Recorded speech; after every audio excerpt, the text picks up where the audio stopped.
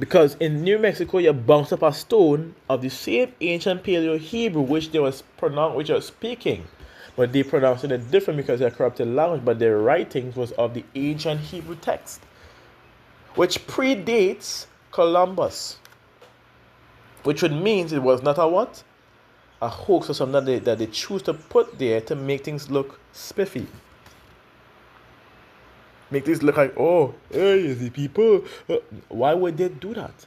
So you're trying to say they set up the indigenous people in the land too before, and then enslave them. What's the point of that? They tell them, they make them, oh yeah, go so. Here we go, pay here, stage all here, yeah.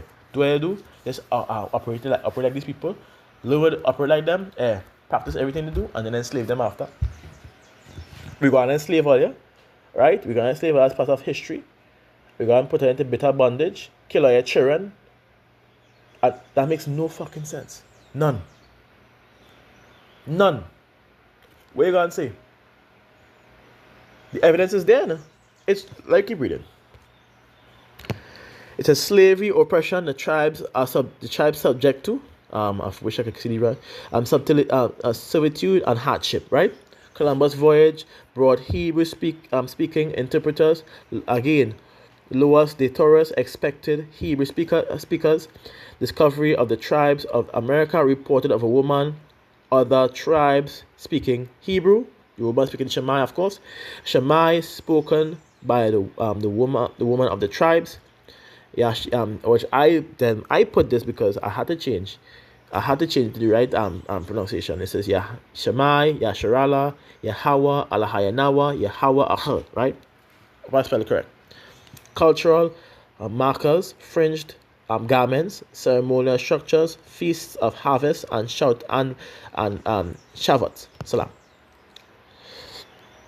Conclusion: tribes in America exhibiting Hebrew plus Shemai plus cultural markers, which timeline provided also Northern Kingdom, the voyage, the captivity by the Assyrian, lost in tribes begin this diaspora.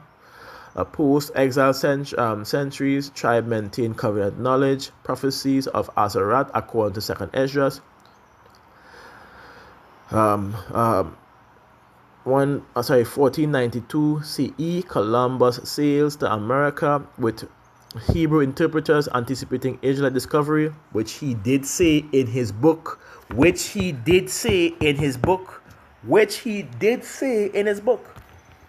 Upon arrival, reported encounters with women and plus other tribes speaking Hebrew, proclaiming Shemai, wearing fringed garments, or observing biblical feasts. Who wear fringes aside from our people, according to the scriptures and customs of Israel? Who else? Let's continue. America, identified as Aserat, aligns with prophecy, and this again, notice all I did was place this part to identify where America is, right? And who's going into, right? Showing right here the prophecies, Aserat. And guess what they are now saying? This. Alliance prophecy, land, I can't see the rest here, an inhabitation of man, and it says, Hebrew plus Shemai is the strongest single piece of evidence because it is uniquely Israelite, cannot be coincidentally learned by other peoples, confirms covenantal identity predicted in prophecy. Columbus' actions and expectations show the contemporary observers recognize the significance of Hebrew speakers of the New World. It says, now this is the end, because after I show this, they give this key insight and then they done, because they realize I have not been uttering a lie, but they were fighting against the truth. Other markers, fringes, feast days, ceremonial structures, it says, strengthens the identification, but are secondary to Hebrew plus Shemai. Prophecies and traditions plus observed evidence together form a logical argument for identifying these tribes as the lost 10 tribes of Israel, with Azarath corresponding to America. You know them fly that is rub the hands together like they're proving a point. Yeah, there's me right now. I dropped the bomb. I dropped the bomb. I dropped the bomb. It's an undeniable fact now. No matter how you try to be biased, ChatGPT or anybody else, it's an undeniable fact now that the lost 10 tribes that was found by Christopher Columbus, it was in the Americas. They fled.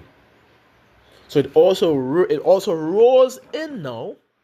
It rolls in now, which we have already proved in scriptures and in prophecy, according to Second Esdras, as a person did say it wasn't canon, and I proved it was canon.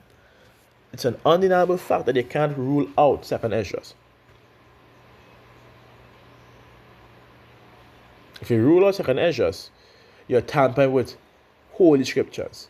And we always go according to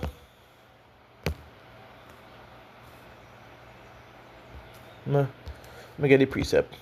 See the standard. Watch how the standard comes back. We start with the standard, we end with the standard. It comes back to the law and to the testimony. If they speak not according to this word, it is because there's no light in them. Because I already show you what the Moabites, the New Mexico stone, lost lunar stone, would have had written on it, which exactly is the Paleo-Ancient Hebrew or the Proto-Semitic Ancient Hebrew that was passed down from Shem to our ancestors to us today. We prove that. Exact same symbolisms, the only difference is the Hebrew was corrupted as to how it was back then.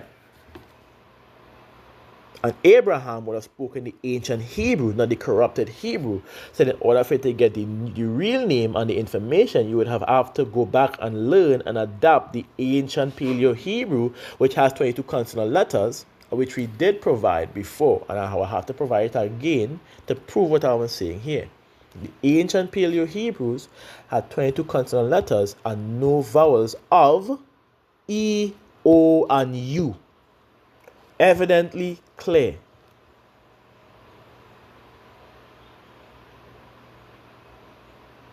So this information is very much clear. So now we know this. This is this. In other words, now that we know, I want to bring it back. Now that we understand Christopher Columbus' voyage and what he has written in his diary, as long as what took place with the woman of the Shammai in the other books, all these identified that these indigenous people, by behavior, customs, and laws that they kept, and the Shema they uttered, identifying Yahweh Shema tried to be their power.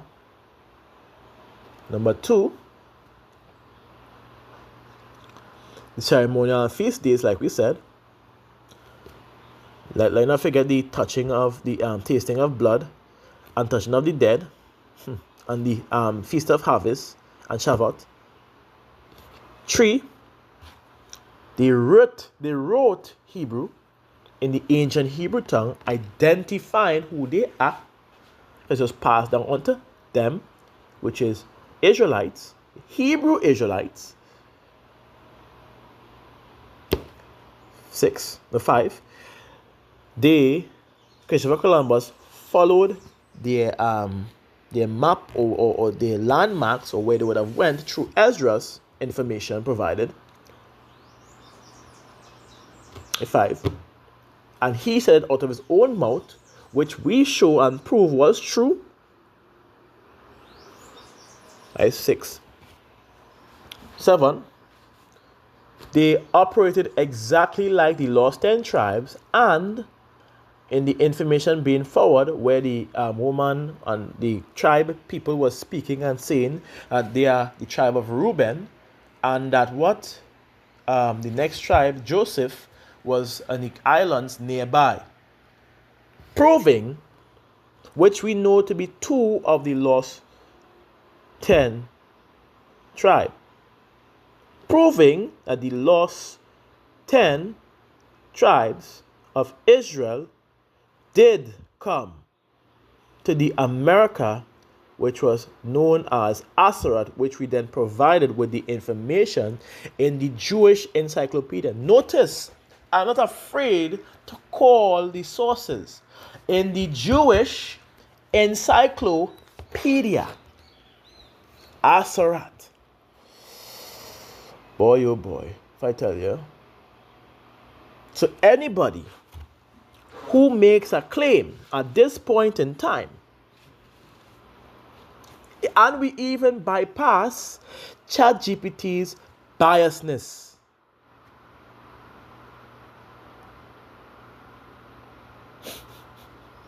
by simply providing the information direct, because before, the day before, they was not allowing me, they was blocking, and they confirmed that they are blocking me from posting the information.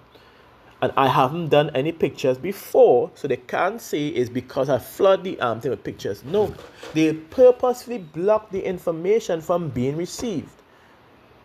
And then, when they were eventually let up, I immediately send the pictures of the books and the information, and then they started to change the tongue.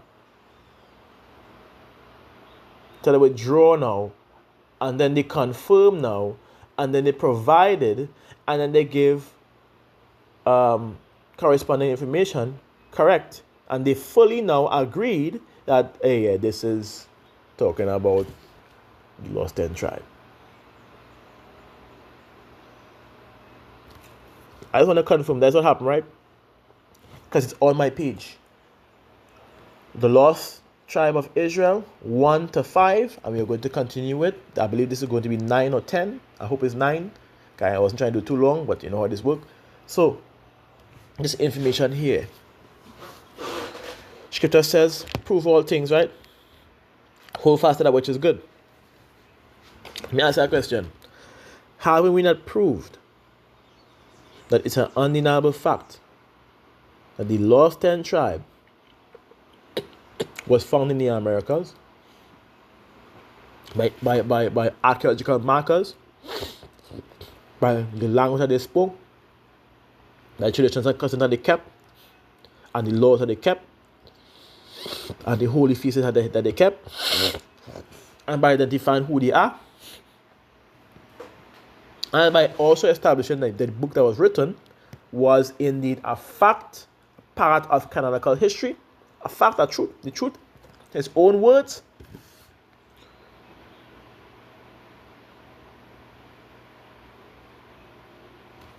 Once we confirm the 7 parts, which was mentioned here, which we only needed 4, I think it's archaeological, and scholars and archaeological. It was archaeological scholar, archaeological location, scholars doing research, providing that, cultural evidence, and language. We provide 4, but then we also provide 2 more. No, not 4, 3 more. So this now confirms that these people are 100% Northern Kingdom. Whether they like it, I don't care if you believe it, because we just prove it. So whether they like it or not, these people that was found in the America, the indigenous, as they claim, the real ones, not the ones who are in the 18 and 1900s try something to get the land. Not them. The real ones who scattered out throughout the course of the wood, along with the Negroes. That's why you say the Negroes are the Native Americans, and anybody who see land goes to the children of Israel. Those, the real ones, they were found in the Northern Kingdom, were found in the Americas, and they can't deny it at this point. So I hope this lesson was very much edifying. Shalak, knows. I say Shalom Yasharala, Kal Halalyam Yahweh Bahasham, Yahweh Shai Bahasham Rakakwadash. We get double honors to the apostles and prophets and elders of JMS Khan, better known as Great Millstone, for the being for the 100% truth that I be currently edified under. Shalom to the elect, the tabernacle of David, and I am your brother, Kazak from HOY, Heralds of Yahushai, saying to you, Shalom.